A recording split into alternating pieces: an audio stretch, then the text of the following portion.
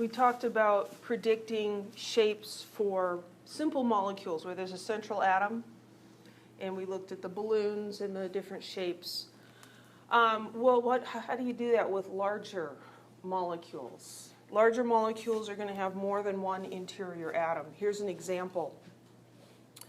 In this molecule, we have actually 4 interior atoms. These hydrogens are on the outside, and this oxygen is on the outside. But nitrogen, carbon, carbon, oxygen, these are going to determine the shape of the molecule.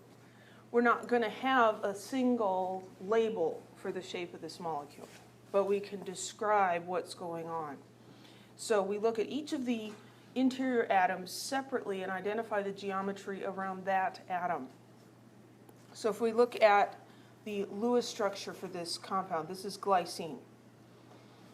If we look at the nitrogen, again, we're asking ourselves how many electron groups? So how many electron groups are on this nitrogen? 4. There's 3 single bonds and a lone pair. So 4 groups. 4 electron groups always give us a tetrahedral electron geometry. And there's 1 lone pair, so one of the balloons in that tetrahedron is invisible, and what we have left is a trigonal pyramid. So that's the geometry of that nitrogen. On this carbon, we also have 4 electron groups. This time they're all single bonds. 4 groups makes a tetrahedron. This time all the balloons are visible. There's no lone pairs. And so that just remains a tetrahedral geometry. On this carbon, we have 3 groups. 2 single bonds and the double bond. The double bond counts as 1 group. So 3 groups would arrange themselves in a trigonal planar shape. There's no lone pairs here, and so the molecular geometry is the same, trigonal planar. And this oxygen also has 4 groups. What you're going to see is that 4 groups is probably the most common number of groups.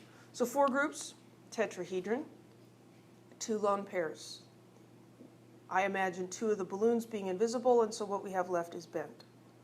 And so we should be able to look at the Lewis structure of a larger molecule and identify the geometry at each of these interior atoms. Any questions? Let's do this one, acetic acid. Predict the geometry about each interior atom in acetic acid and make a sketch of the molecule. That's the challenging part right there. Well, here we have a structural formula. It shows how the atoms are connected, but it's not actually a Lewis structure. We really need the Lewis structure because we need to see where the lone pairs are. So let's draw out all the individual bonds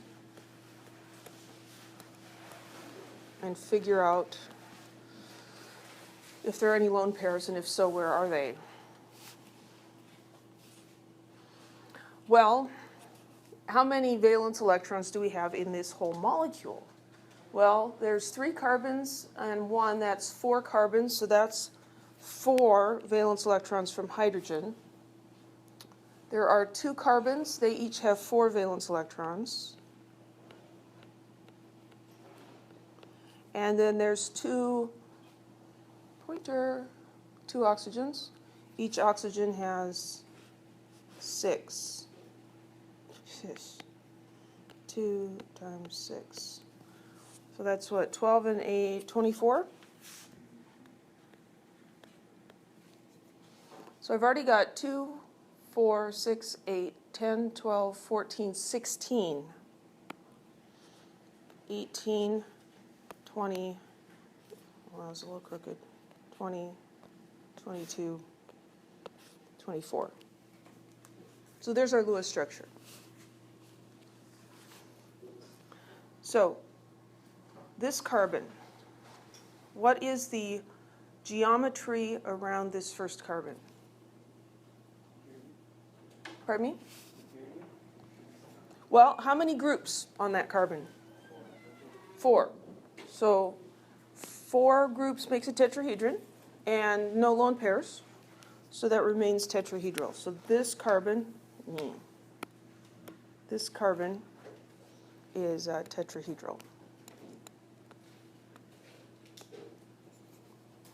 What about this carbon? How many groups? 3. 1, 2, 3. What do 3 groups do? They make a triangle. You guys awake?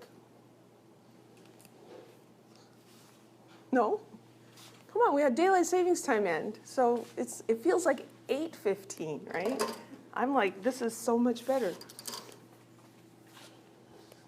So what's the shape on that? Trigonal planar. 3 groups, no lone pairs.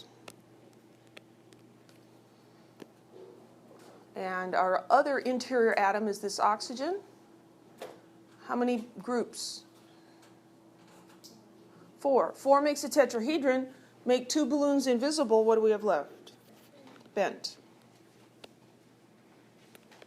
Any questions about that? Being able to do that is pretty important. Okay? Some of the other stuff we're going to do in this chapter is like, yeah, you could probably skate by without quite getting that. But this is important. If you're going to go on and take organic chemistry, this is super important because this comes up a lot in organic chemistry. So now they're wanting us to draw the molecule. Oh, good grief. Well, you can make this harder or easier. I'm going to vote for easier. So I'm going to look at these and say, well, what's all going to be in, or could possibly be in the same plane? Well, this is bent. That's a 2-dimensional shape. Trigonal planar is 2-dimensional. And the tetrahedral is 3-dimensional.